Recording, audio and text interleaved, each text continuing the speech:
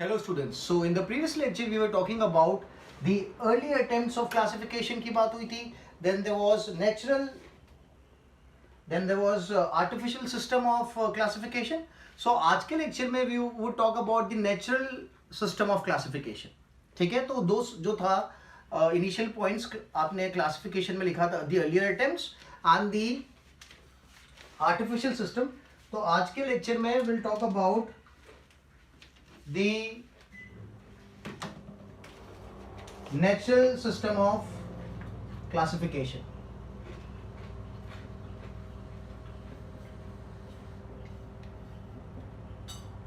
I hope you have gone through the lecture. Previous lecture आपने अच्छे से go through कर लिया तो आपको पता चलेगा मैं क्या बातें कर रहा हूँ आज. ठीक है, so natural system of classification देख लेते हैं आज.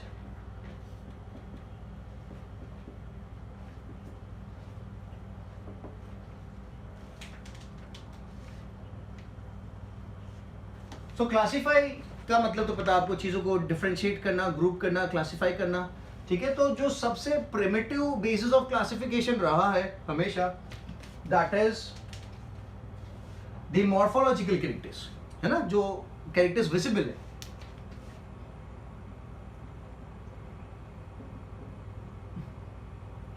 So natural system of classification के लिए भी जो बेस है that is the morphological characters.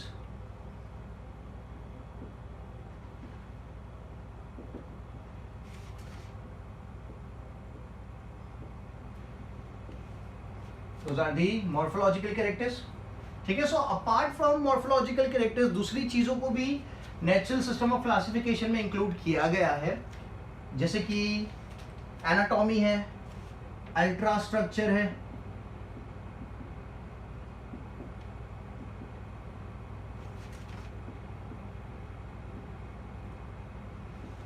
Anatomy है, अल्ट्रा स्ट्रक्चर है, एम्ब्रियोलॉजी है, फिजियोलॉजी है.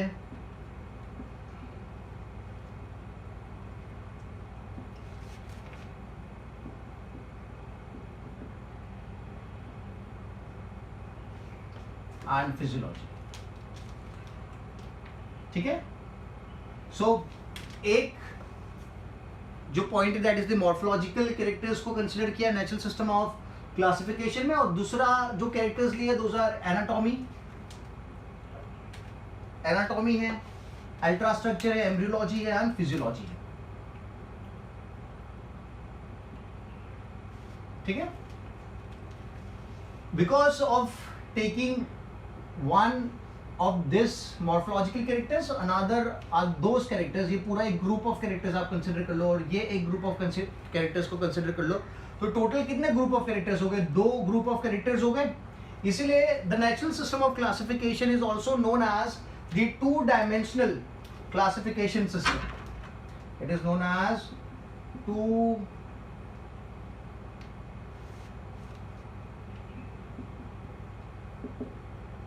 dimensional classification system.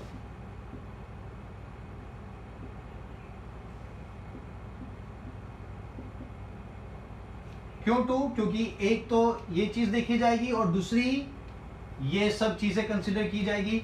So 1 and 2, so that is the reason it is the two dimensional classification system. कौन सा? The natural system of classification. ठीक है, सो एक और चीज भी आप यहाँ पे कंसिडर कर सकते हो which is a part of it, that is the natural affinities among organisms. Affinities is closeness.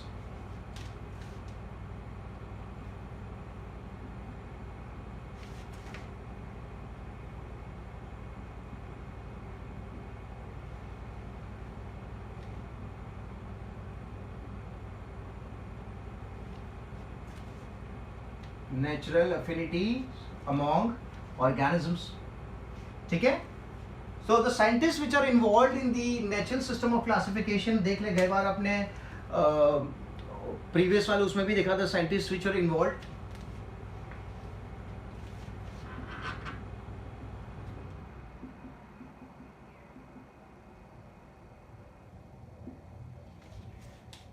So we have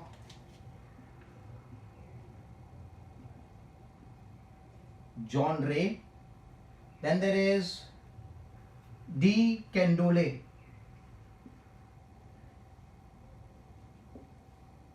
ठीक है, then there is Bentham and Hooker.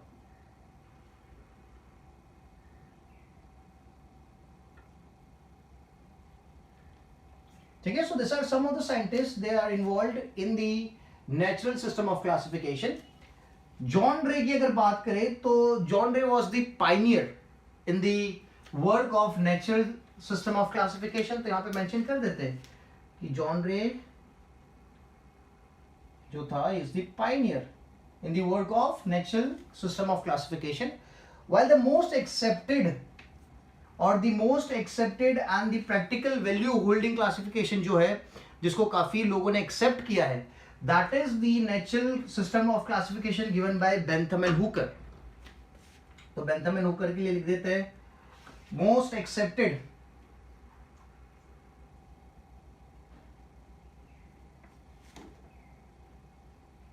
And has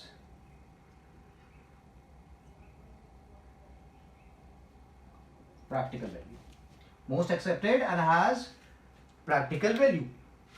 So that classification system was given by Bentham and Hooker. The one which was the pioneer कौन था? तो John Ray was the pioneer. ठीक है? Now थोड़ा सा Bentham and Hooker का जो classification था उसका एक overview लेते हैं, because it is the most accepted and holds the practical value. तो देख लेते क्या है.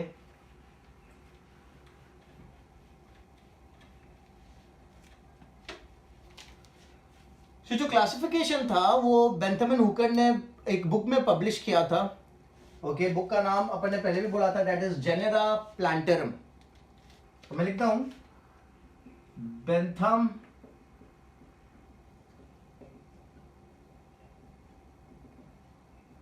And Hooker. ठीक है, publish his work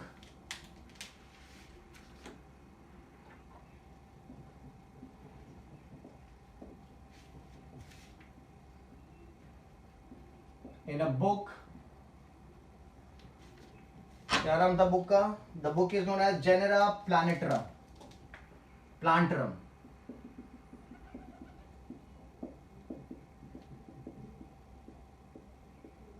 In the book Genera Plantarum. ठीक है, and this book was in 3 volumes. In 3 volumes. ठीक है, so बेंथम एंड हुकर वाला देख रहे हैं अपन क्लासिफिकेशन. बुक का नाम याद रखना है जेनेरा प्लांटरम, और 3 वॉल्यूम्स थी इस बुक के जिसमें उसने अपना जो क्लासिफिकेशन था वो मेंशन किया था. सो जो प्लांट किंगडम था according to Bentham and Hooker मैं कर रहा हूं. ठीक है, जो भी क्लासिफिकेशन है वो बेंथम एंड हुकर वाला जो उस टाइम पे उसने क्लासिफाई किया था उसकी बात कर रहा हूं मैं. So according to Bentham and Hooker जो प्लांट किंगडम है उसको 2 सब किंगडम्स में डिवाइड किया गया है.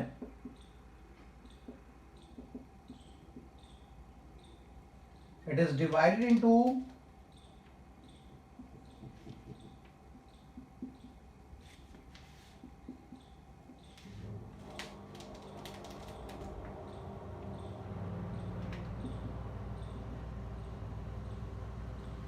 2 सब किंगडम. क्रिप्टोगेमी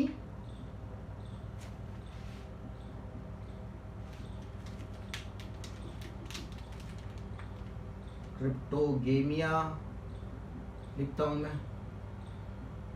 ठीक है, and the another sub kingdom is phanerogamia. Phanerogams आपको याद हो तो. ठीक है, cryptogamia and phanerogamia. Phanerogamia is further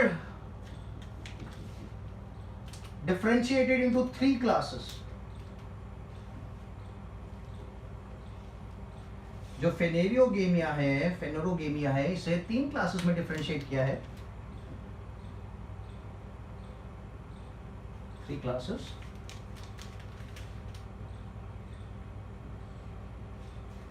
That is dicotyledone,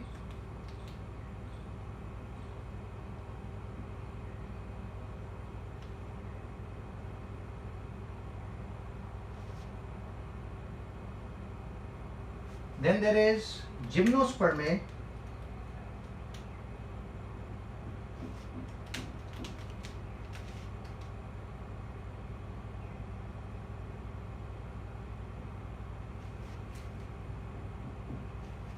And monocotyledonate.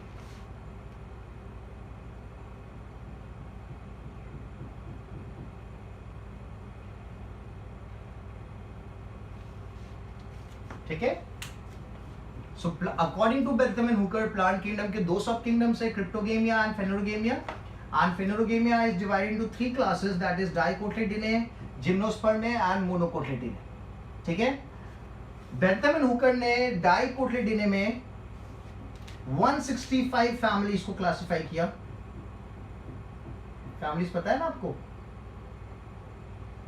Plant families जैसे आपने सोलिनेसी है, फेबेशिया है, बुक के अंदर दे रखी है. So 165 families in dicotyledonae. And in gymnospermae there are 3 families. And in monocotyledonae there are 34 families. ठीक है. तो जो पूरा डिटेल क्लासिफिकेशन था by Bentham and Hooker, that is given in the book genera plantarum which is published in 3 volumes. ठीक है. So cryptogamia, phanerogamia 3 classes, dicotyledonae, gymnospermae and मोनोकोटिलेडोने.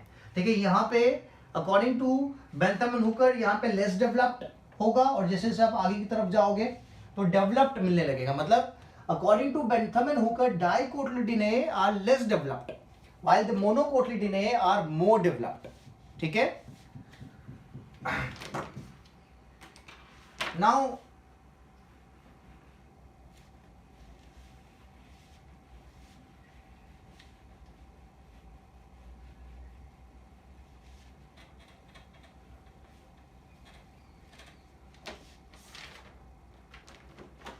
so let's talk about some of the major features of dicotyledones या फिर dicotyledonate.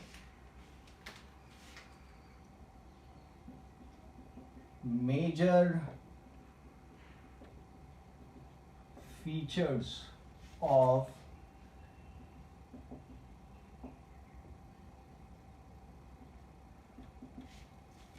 dicotyledonate.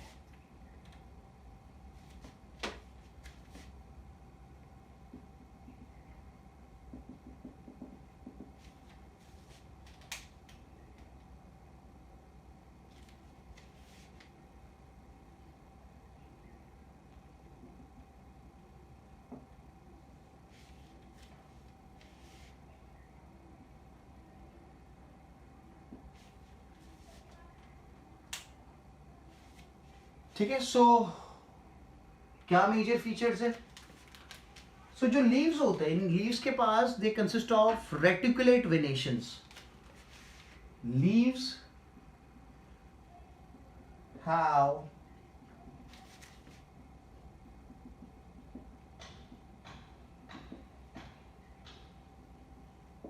Reticulate venation. Reticulate venation for example अगर ये leaf है तो उसमें इस तरीके से वेरिएशन होगा.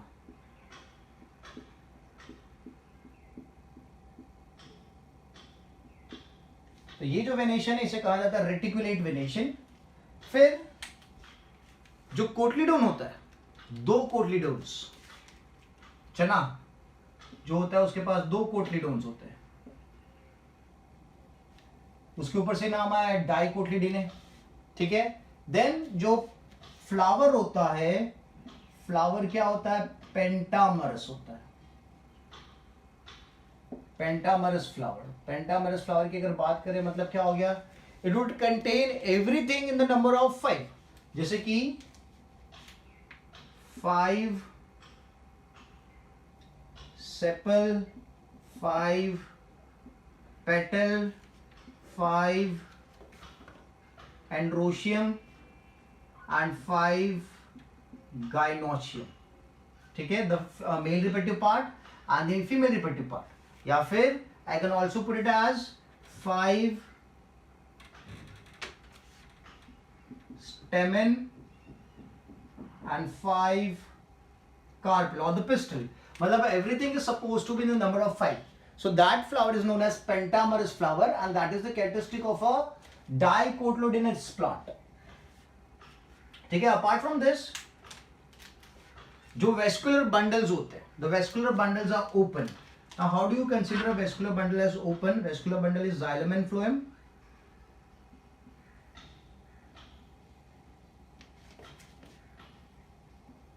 Are open.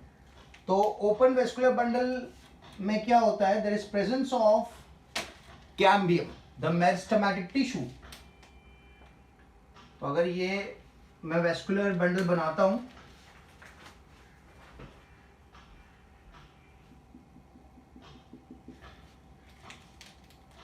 so यहां पे let's say there is phloem, यहां पे there is xylem. तो बीच में क्या होगा? There is presence of cambium tissue.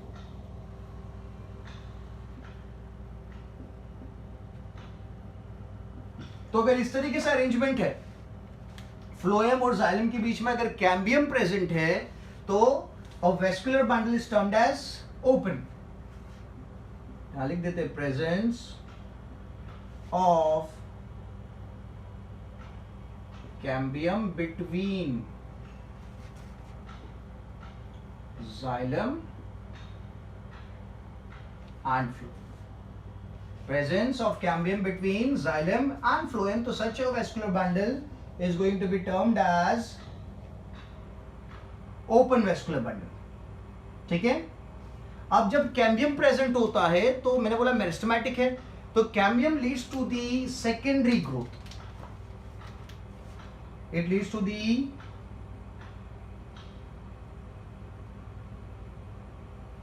Secondary growth of plant. Plant की सेकेंडरी ग्रोथ आपको देखने को मिलेगी because of the presence of cambium between the xylem and phloem. और इसकी वजह से there is also formation of would.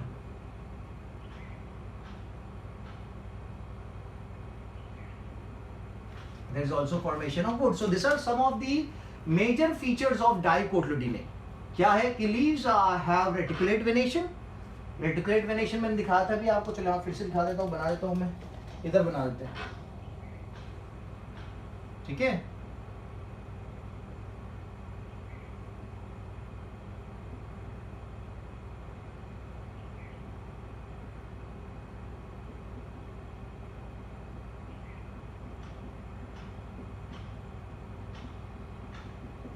ठीक है. This is reticulate venation. Okay, it's going to be interlinked, connected.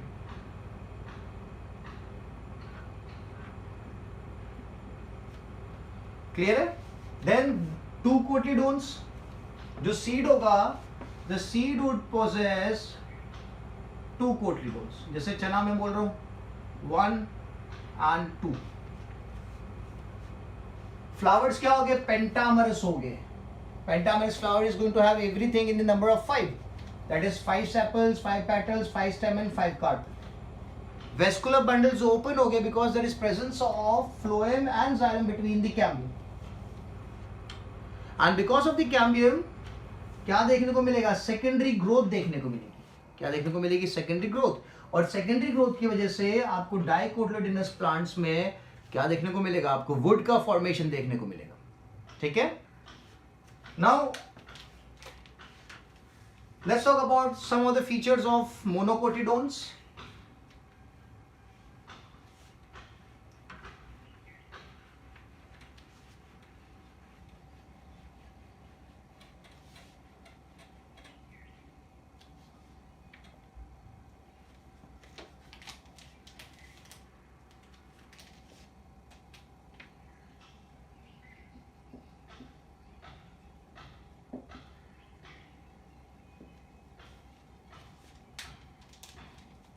ठीक है.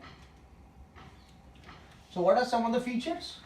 तो एक तो हो गया कि यार जो लीव्स होता है उसमें पैरेलल वेनेशन होता है, नॉट द रेटिकुलेट वेनेशन.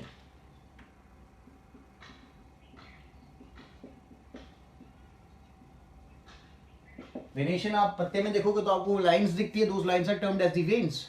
ठीक है. Second is it consist of single cotyledon. दो कोटिलीडोन्स नहीं होंगे, सिर्फ एक ही कोटिलीडोन होगा. और जो फ्लावर्स होते हैं those are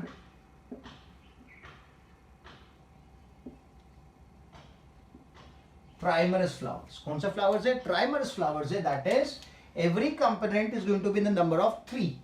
That is 3 sepal, 3 petal, 3 stamen and 3 carpel. Carpel का दूसरा नाम क्या है? Pistil. This is female, this is male. ठीक है? The cambium is absent between the xylem and phloem. In vascular bundles,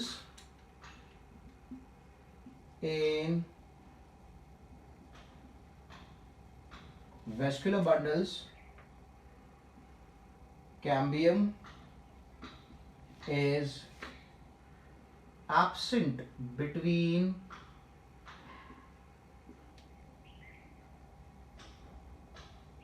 xylem and phloem. In vascular bundles, the cambium is absent between the xylem and phloem. So, vascular bundle is termed as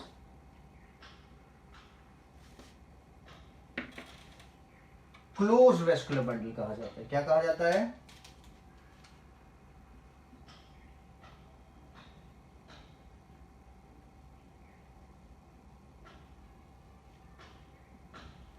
closed vascular bundle कहा जाता है. ठीक है. अब जब cambium ही absent है तो secondary growth तो आपको देखने को नहीं मिलेगा. तो मोनोकोटिलिडोनों में सेकेंडरी ग्रोथ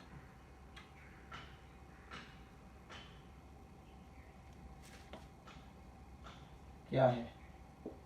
एब्सेंट है. The secondary growth is absent. और जब सेकेंडरी ग्रोथ नहीं होगा तो वुड का फॉर्मेशन नहीं होगा. No wood formation.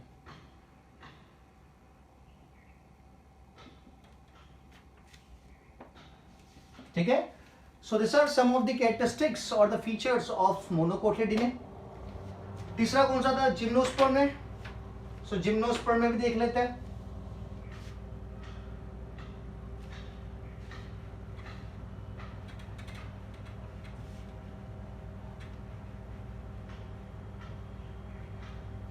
आपको पता होगा कि फ्लावर जो होते हैं वो प्लांट्स के रिप्रोडक्टिव स्ट्रक्चर्स होते हैं. बट जिम्नोस्पर्म की अगर बात करें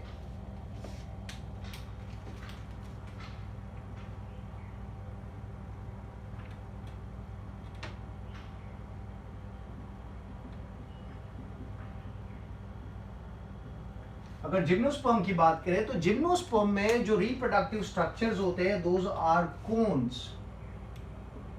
Reproductive structure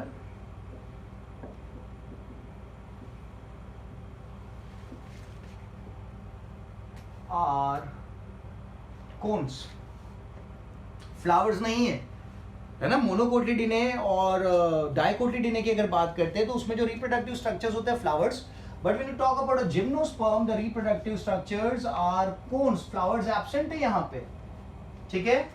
तो मैं लिख देता हूं फ्लावर्स एब्सेंट. ठीक है. एक और चीज यहां पे आपको देखने को मिलेगी. अगर फ्लावर नहीं है, रिप्रोडक्टिव स्ट्रक्चर्स जो आप बोलते थे फीमेल पिस्टल, कार्पेल, ओके, अगर ये सब चीजें एब्सेंट है तो जो ओव्यूल रहेगा ओव्यूल एक्सपोज रहेगा. Ovule is not covered by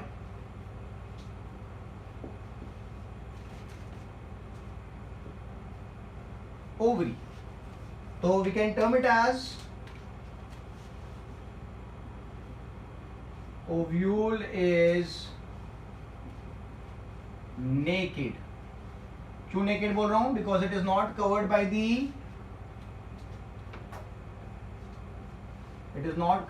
the ovary. ठीक है. Because ovary is absent. क्योंकि फ्लावर ही नहीं है तो ओवरी तो होगी नहीं. ठीक है. After fertilization, seed is formed. अब अगर फ्लावर नहीं है, ओवरी नहीं है, तो ओवरी किस चीज का फॉर्मेशन करती है? ओवरी आगे जाके फर्टिलाइजेशन के बाद में फ्रूट का फॉर्मेशन करती है। तो अगर ओवरी ही एब्सेंट है तो फ्रूट का फॉर्मेशन तो नहीं होने वाला है। तो यहां पे लिख देते हैं fruit formation is absent, so seed is without fruit, and a seed which is without a fruit, it is known as naked fruit. It is known as the, I'm sorry, not naked fruit, seed without fruit. Okay, it is known as the naked seed. ठीक है, clear है? Because flower absent है, तो flower अगर absent होगा तो ovary भी absent होगी।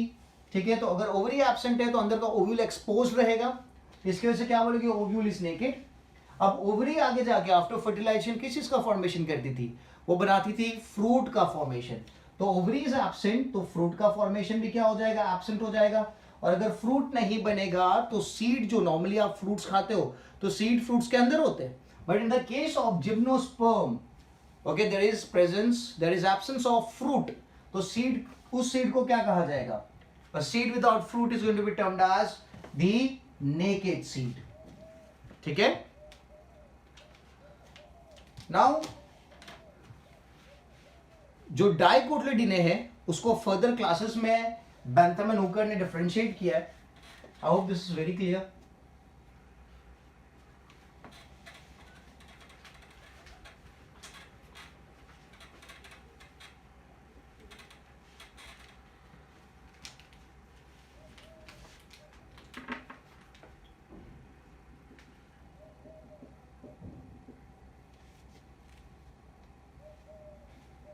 According to Bentham and Hooker, dicotyledone is further divided into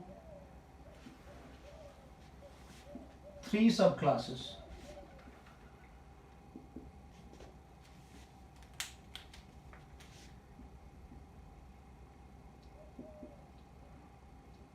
ठीक है? अगर जो फ्लावर के पेटल्स फ्री है, जैसे कि अगर मैं फ्लावर इस तरीके से बना रहा हूं, जस्ट अ रिप्रेजेंटेशन, आप देखो, the petals are free, they are not attached to each other. ठीक है, तो मैं लिखूंगा petals are free. So such a flower और such a class is known as पॉलीपेटले।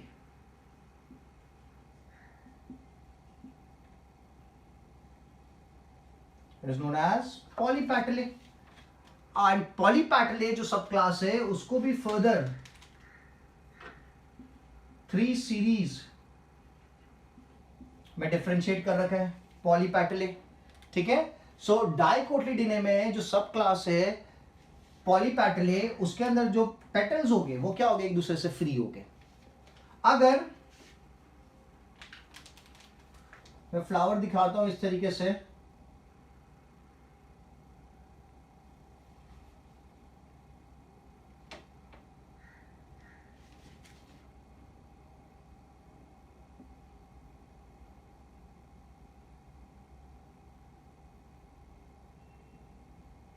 आप देख रहे हो पेटल्स मैंने बताया, बट पेटल्स फ्यूज हो चुके हैं। ठीक है, the petals are fused.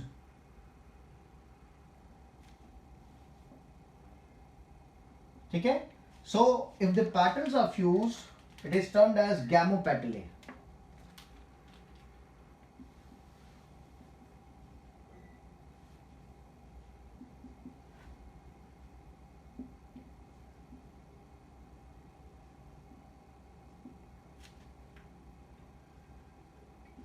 is termed as gamopetalae, और इसको भी फर्दर 3 सीरीज में डिवाइड कर रखा है। ठीक है, the last one, if petals and sepals are fused, अगर पेटल्स और सेपल फ्यूज्ड है, पेटल्स और सेपल्स अलग अलग होते हैं, बट अगर पेटल्स और सेपल्स फ्यूज्ड है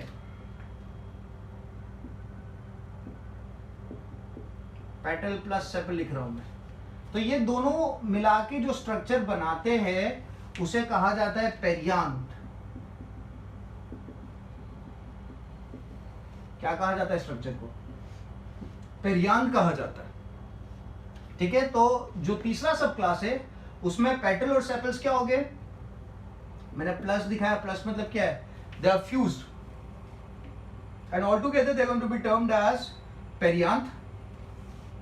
ठीक है, and in some cases अगर perianth absent है, चलो ये लिख लो, petal and sepals are fused, तो सब क्लास को कहा जाता है मोनोक्लेमाइडी।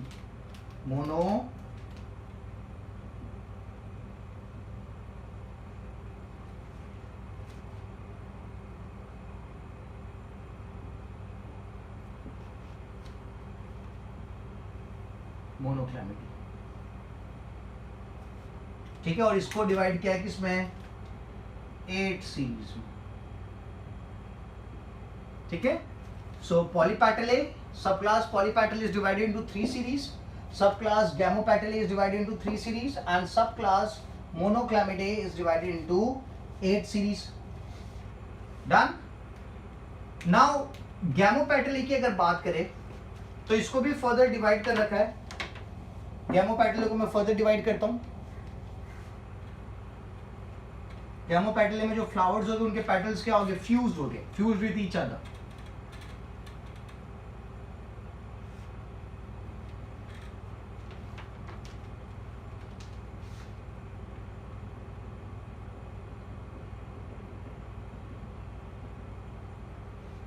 ठीक है, सो टॉकिंग अबाउट गैमोपेटले अगर देखें तो इसको डिवाइड किया इनफरिए, और फिर इनफरे में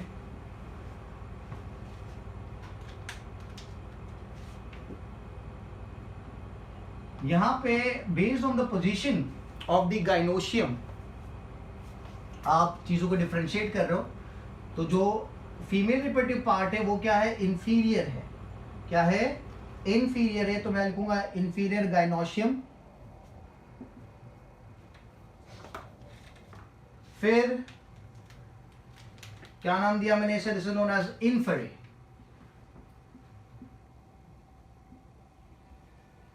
इज नोन एज इनफरे।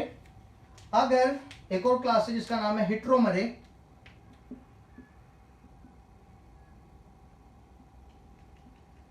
हिट्रोमरे। हिट्रोमरे में जो गाइनोशियम है वो क्या है? सुपीरियर है। It consist of superior gynoecium.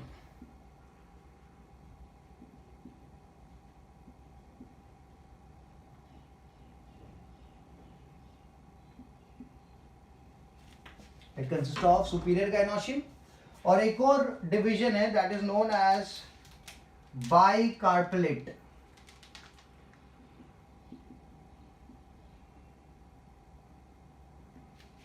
बाइकार्पेलेट। ठीक है, इसके पास भी there is presence of superior gynoecium.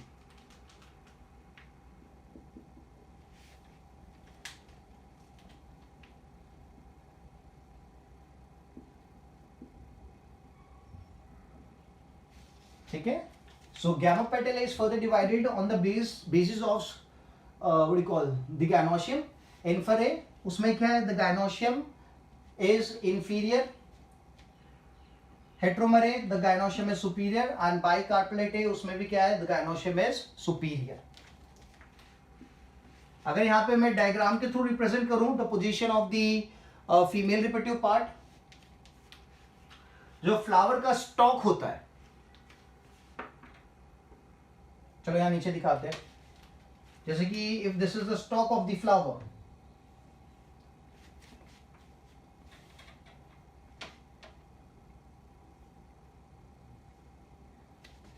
I have to rub this. Rub कर देते हैं।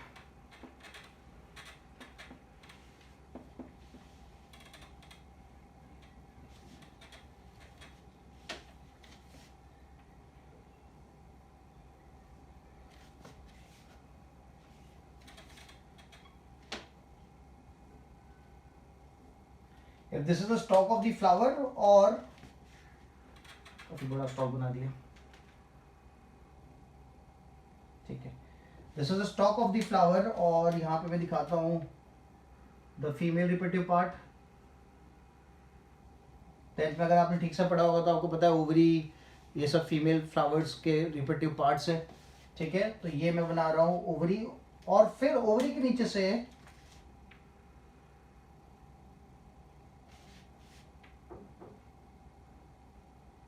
This is the male reproductive part, red में जो मैं दिखा रहा हूं। और फिर आएंगे पेटल्स, पेटल्स को ग्रीन में दिखा रहा हूं मैं, this are the petals. And then सबसे नीचे में दिखा रहा हूं सेपल्स। तो यहां पे सबसे हाईएस्ट पोजीशन किसकी है? तो सबसे हाईएस्ट पोजीशन जो है वो है गाइनोशियम की। किसकी? गाइनोशियम की।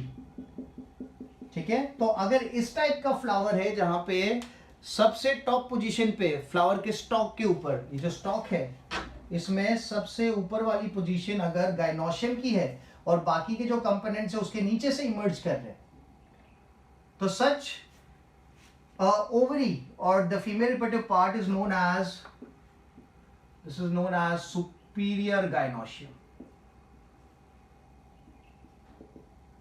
This is known as superior gynoecium। और अगर गाइनोशियम सुपीरियर है तो उस केस में फ्लावर क्या हो जाता है? फ्लावर को अपन बोलेंगे inferior flower.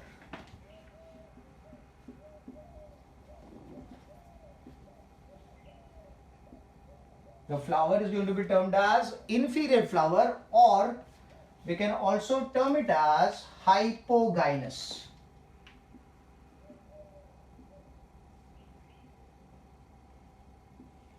Or we can also term it as hypogynous. ठीक है? Is it clear? So if the ovary or the female reproductive part is located at the highest position, अगर आप देखो सबसे ऊपर की तरफ ओवरी है, बाकी के स्ट्रक्चर्स नीचे से राइज कर रहे हैं, so that is known as superior gynoecium. And in that case the flower is termed as inferior flower और हाइपोगाइनस।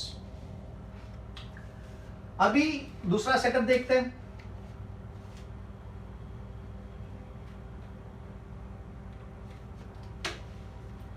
अगर स्टॉक जो है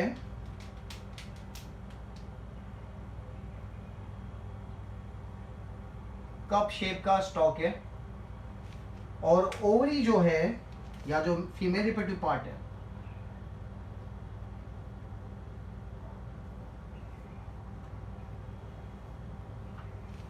वो इसके अंदर है, और बाकी के जो कंपोनेंट्स है, जो मेल रिप्रोडक्टिव पार्ट है, फिर क्या चीज थी, पेटल्स है। आप देखो सबकी पोजीशन क्या है, ओवरी से ऊपर है। यहाँ पे ओवरी सबसे ऊपर थी, बाकी के कंपोनेंट्स नीचे से राइज हो रहे थे। यहाँ पे ओवरी सबसे नीचे है और बाकी के कंपोनेंट्स क्या कर रहे हैं, ओवरी से ऊपर है। तो यानी केस में जो ओवरी है, ओके, और या फिर जो गाइनोशियम है, दैट इज टर्म्ड एज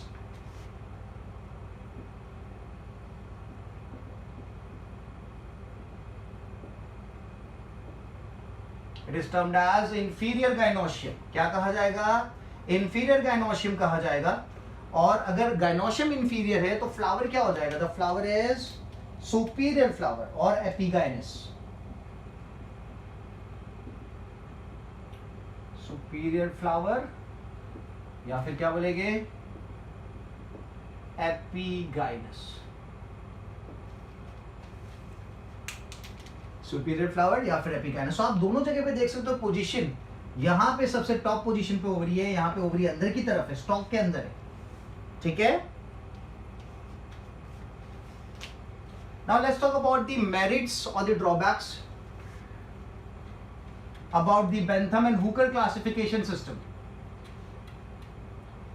तो जैसे मैंने बताया था कि डाइकोट्स है, आपने क्लासिफिकेशन अगर देखा तो डाइकोट्स थे, डाइकोट्स के बाद जिम्नोस्पर्म थे, उसके बाद मोनोकोट्स थे। मतलब मोनोकोट्स को बेंथम एंड हुकर ने काफी ज्यादा एडवांस कंसीडर किया। ठीक है, तो ये गलत बात है ना, monocots are not advanced, dicots are advanced. तो इसका अगर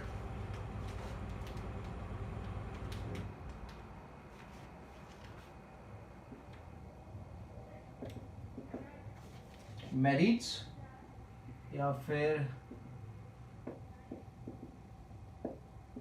पॉजिटिव पॉइंट्स देखें, सो यहां पे क्या कंसिडर किया जा रहा है, मोनोकोटिलडोन्स को कंसिडर किया जा रहा है एज एडवांस्ड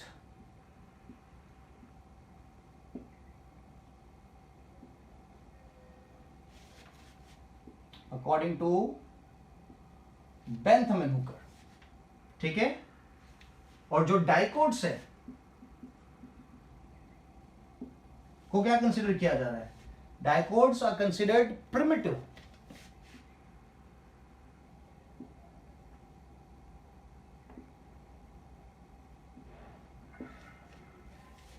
ठीक है। उसी के साथ अगर ड्रॉबैक्स चेक करें,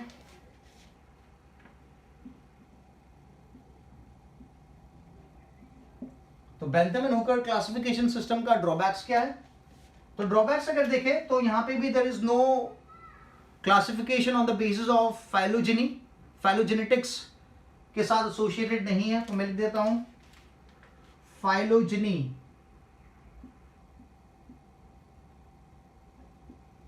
absent, no classification on the basis of phylogeny. दूसरा ड्रॉबैक क्या बोल सकते हैं, जिम्नोस्पर्म की जो पोजीशन है, आपने देखा डाइकोट और मोनोकोट के बीच में उसको रख रखा है, पर जिम्नोस्पर्म थोड़ी बीच में आता है, जिम्नोस्पर्म तो डाइकोट और मोनोकोट के काफी पहले आ जाएगा, ठीक है, काफी प्रिमिटिव है। तो लिख देते हैं position of gymnosperm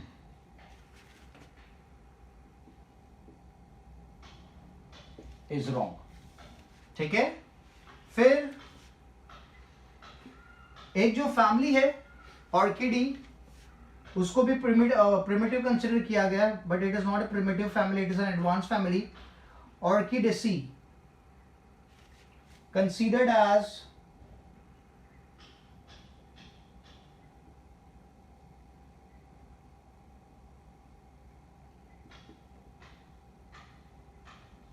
primitive family, but it is not a primitive family, it's a advanced family, but Bentham and Hooker ने Orchidaceae family को consider किया as primitive, and काफी सारे floral characters Bentham and Hooker ने क्या किया, neglect किए हैं। So floral characters neglected, ठीक है। और जैसे मैंने बताया, जो मोनोकोट्स है,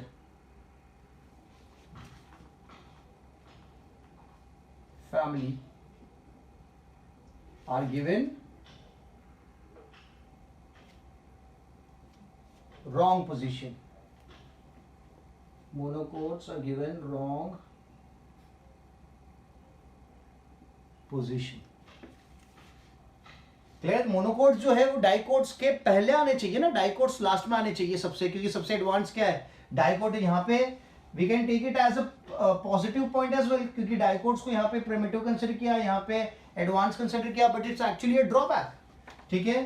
the dicots are more advance than the monocots, तो जो मोनोकोट की पोजिशन है ओके वो क्या है, गलत है, ठीक है। तो drawbacks, no phylogenetics involve, position of gymnosperm is wrong, they are placed between dicot and monocot, वो गलत हो गया। ऑर्किडेसी फैमिली जो है, जो एडवांस फैमिली होती है, उसको कंसिडर किया जा रहा है as what, as the primitive family, तो ये भी एक गलत बात हो गई।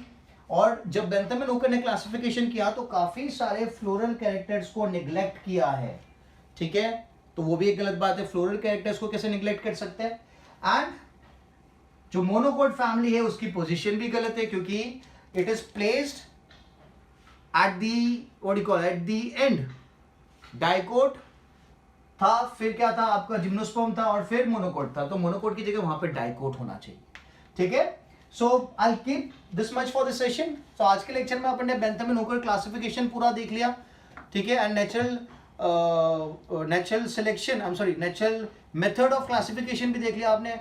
इससे पहले वाले में आपने आर्टिफिशियल मेथड ऑफ क्लासिफिकेशन देखा था, ठीक है। So I hope you are going through the lectures properly, अच्छे से लेक्चर्स देखो, नोट्स बनाओ, नोट्स बनाने के बाद आप मुझे व्हाट्सएप कर देना। ठीक है. So if any doubts drop me a message, I will call you back. ठीक है. Thank you so much.